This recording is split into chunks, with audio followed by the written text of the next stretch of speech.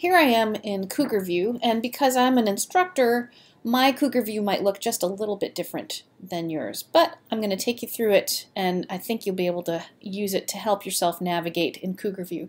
If you're an experienced online student, then you might want to skip through, fast forward a little bit through this video to the interesting places that help you see what I'm talking about. So I have here the Music Appreciation course that you are in with me. Let's open that up and see what happens. We're on the course home screen. This is the place to start for every time you come to do some work in this course. We have announcements. I try to keep these announcements updated. I will post an announcement here every week that reminds you of what we are doing together, what assignments are due, if there's any interesting notes, or if I find that people maybe didn't understand something very well, I'll post additional instructions or assistance there.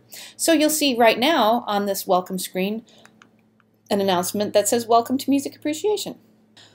Okay, colorful small groups, that's an important announcement. When we do discussions or when we use the Padlet app in this course, and again, Padlet is something I will provide for you. You don't have to go out and find it.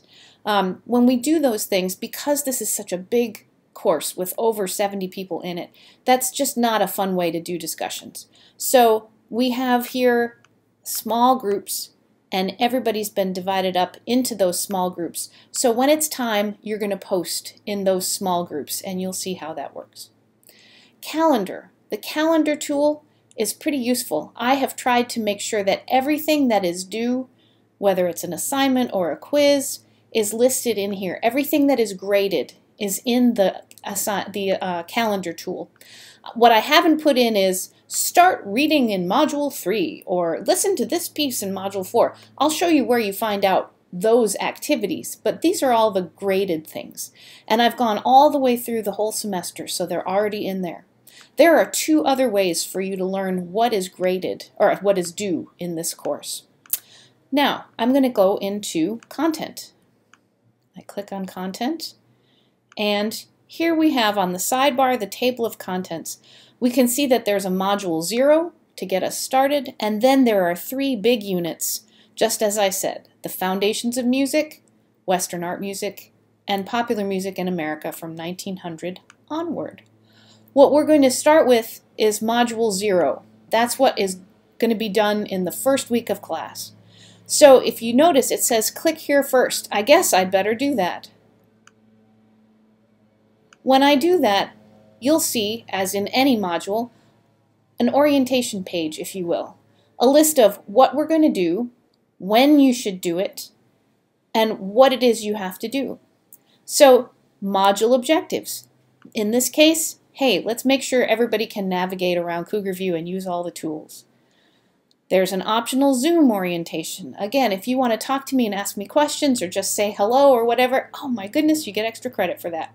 I'm not a super huge extra credit person, but that's a good thing for extra credit. Then you come to a task list. Every module has a task list, and it gets you to what you need to do in the order that I think you should do it. And it's got due dates. You can see what is required and when it's due, and then you can see things that are optional as well. Optional but recommended. If I go back into the module contents itself, those same items, like the welcome, the video introduction that you're watching now, a checklist about how the course is organized, the syllabus, everything is in the module. I'm going to skip ahead to another module, just for an example. So when we start Module 1, here is that same structure, the checklist of what we're going to do, and then every little page or little video that you need, every assignment, and look, there's the due dates and the syllabus, again, appearing in every module. So there's a lot of consistency there. Now, speaking of the syllabus, always the most boring part of any course, so this one is the syllabus for fall 2024. I anticipate I'm going to keep the same video forward for a couple different semesters until I need to redo it, but there are basically the same pieces of information in your specific syllabus. When can you withdraw from the course? How do you contact me? By email. Are there required textbooks? No. What are the learning outcomes for this course? This is actually, it looks kind of boring perhaps, but it's an important list. What is it you are going to learn this semester? I'm going to let you read that on your own time to make this video not super long. Course topics. Here's all the things that I said we were going to do, and it has the activities that are graded sort of listed out in there. Everyone always wants to know, how is my grade calculated? You can see that I spread out the grading quite a bit with short quizzes. Instead of just a midterm and a final, I put little quizzes throughout the semester. Final exam, it's really just another quiz, some assignments, some discussions. If you are not good at taking quizzes, relax. There's other things that can help you learn in this course. If you really hate discussions and you never do very well in them, relax. There are quizzes and assignments. There's that final project that I was talking about. I will tell you more during the course of the semester about that project, but that's a pretty important thing. There's also a module on citations. Again, because I just feel like that is a pretty important thing that somebody's got to jump in and start helping people learn more about it. Here's how your grade is calculated. Please note that your passing grade is a 68% or higher for me. Okay? And it's a point system, so all the assignments that you do add up to points. You add up the number of points you get, and that gives you your grade at the end. The syllabus also has important things like netiquette suggestions. How do you communicate in email and online and in discussions? Other things like course policies, academic honesty. Oh, I have a lot to say about AI and bots and ChatGPT, but I'm going to save that for another opportunity. But I'll just underline now that I really want you to do your own work, and I really want to know what you know. And then if you don't know something, I can help you. I'm going to go back to Module 1 here in the contents, and I'm going to show you another useful tool. Do you remember I said that the organizer or the checklist has the due dates of what you need to do when, and the calendar tool? Well, guess what? Here's the third way. Due dates for the semester. Again, I'm looking at fall right now, 24, but whatever semester it is in your Cougarview, hey, that's going to be updated for you.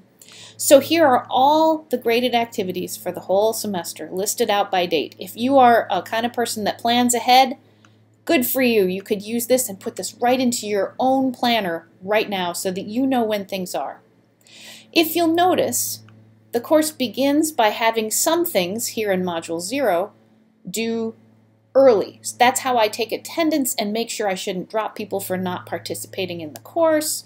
So that's why some things are due early. But if we skim down, most of the activities are due on a Sunday by 8 p.m. Why 8 p.m.? Why not midnight? Because nobody really does great work at midnight on a Sunday, frankly. I just have this feeling, and you know what? I'm the instructor, so I'm going to stick to it. A few things are due on a Friday. That's usually when we have a discussion post, and so you post on the Friday, and then you make sure you respond by the Sunday. Again, can you do this stuff in advance? Absolutely. All the quizzes are open ahead of time. So just because quiz 1 is due by 8 p.m., that doesn't mean start it at 8 p.m.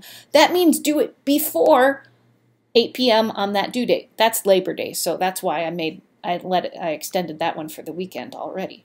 So as you see, most things are due Sundays evenings.